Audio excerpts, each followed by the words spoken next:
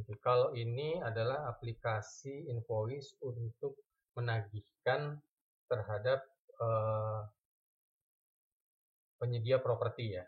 Jadi ini tuh bisa digunakan untuk agen-agen yang menjualkan properti, apakah itu sewa ataukah itu pembelian seperti kantor ataupun hotel misalnya, ataupun ruang-ruang pribadi yang memang disewakan untuk umum dan membutuhkan agen. Nah, di sini tampilan mukanya, jadi ada rekapnya, kemudian invoice yang belum dibayar, kemudian ada setup, dan ini transaksinya jadi cukup sederhana, kemudian rekap laporannya. Jadi prinsipnya adalah ini untuk mencetak invoice. Ya.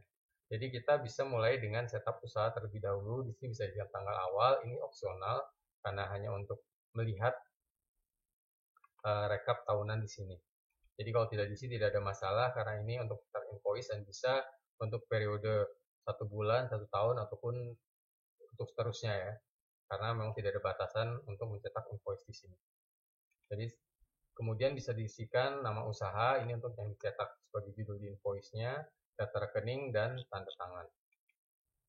Setelah itu ini daftar itemnya. Jadi ini karena ini properti ya. Ini bisa dimasukkan di sini nama propertinya, kemudian alamatnya, ini deskripsinya di sini, kemudian skema komisinya. Skema 1, 2, 3, 4 dan seterusnya. Ya kan nanti pada saat kita memilih, kita bisa memilih komisinya ini berapa persen. Ya ini bisa diisikan di sini. Kemudian ada klien. Klien di sini adalah yang punya produk, yang punya properti. Jadi apakah itu agen besarnya, ya, ataupun gedungnya atau hotelnya. Jadi ini ada yang memiliki properti. Ini invoice. Ini bisa diisikan di depan ataupun diisikan pada saat akan mencetak invoice karena ini digunakan sebagai referensi di penjualan ataupun untuk mencetakan invoice. Hanya itu saja untuk setup. Kemudian untuk salesnya di sini bisa mulai diisikan dari tanggal, kemudian nomor invoice-nya, kemudian nomor urut. Yang dimaksud nomor urut di sini, ini kalau kita masuk ke invoice itu adalah nomor urut ini 1, 2, 3. Jadi harus diisikan. Ya.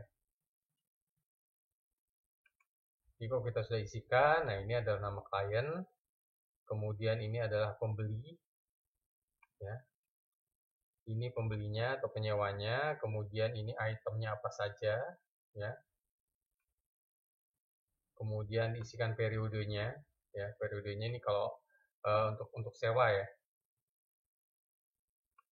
Kemudian ini deskripsinya akan muncul secara otomatis. Jadi kalau kita lihat di sini, ini statusnya ada sold, ya.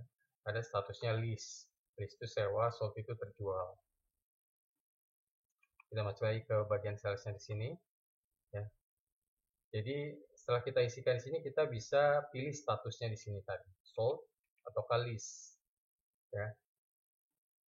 Kemudian di sini nilai invoice-nya dimasukkan di sini, nilai tagihannya, kemudian skema komisinya. Nah, ini adalah komisinya yang kita pilih dari nomor yang tadi 1, 2 atau 1, 3. Ini kita pilih dari setup item tadi 1, 2, 3 ya. Jadi bisa dipilihkan di situ atau ya kalau memang untuk formula bisa langsung dimasukkan aja diisikan di sini. Ya ini akan merusak formula tapi tidak ada masalah kalau memang angka lebih memudahkan ya. Ini juga komisi yang bentuknya rupiah akan dihitung secara otomatis. Jadi akan dikalikan antara komisi ini dengan nilai invoice-nya. Setelah itu pajak bisa diisikan di sini persentasenya berapa. Kemudian potongan. Potongan ini kalau ada yang sudah dibayarkan, apakah itu bentuknya deposit ataupun bentuknya pembayaran ke transfer ke rekening teman-teman. Tapi memang ini adalah pengurang dari tagihan. Ya, kemudian untuk jatuh tempo bisa diisikan di sini. Kemudian ini rekeningnya dan tanda tangannya. Jadi kalau sudah diisikan datanya di sini, pada saat kita ke bagian invoice, ya, ini kita bisa tinggal memilih dan seluruh informasinya akan muncul dan siap untuk dicetak. Dicetak apakah itu dalam format PDF untuk dikirim email, ataupun dicetak, di print, ditanda tangan, pakai materai dan lain-lain untuk dikirimkan. Ya. Jadi ini opsinya bisa pakai tanda tangan, bisa nggak pakai tanda tangan. Ya. Setelah itu ada bagian pembayaran. Nah, pembayaran di sini untuk melihat pembayaran dari masing-masing invoice. Di sini ada berdasarkan invoice, ada berdasarkan klien. Jadi di sini kalau misalnya kita punya klien penagihan dan ada mungkin lebih dari satu invoice, kita juga bisa lihat transaksinya di sini.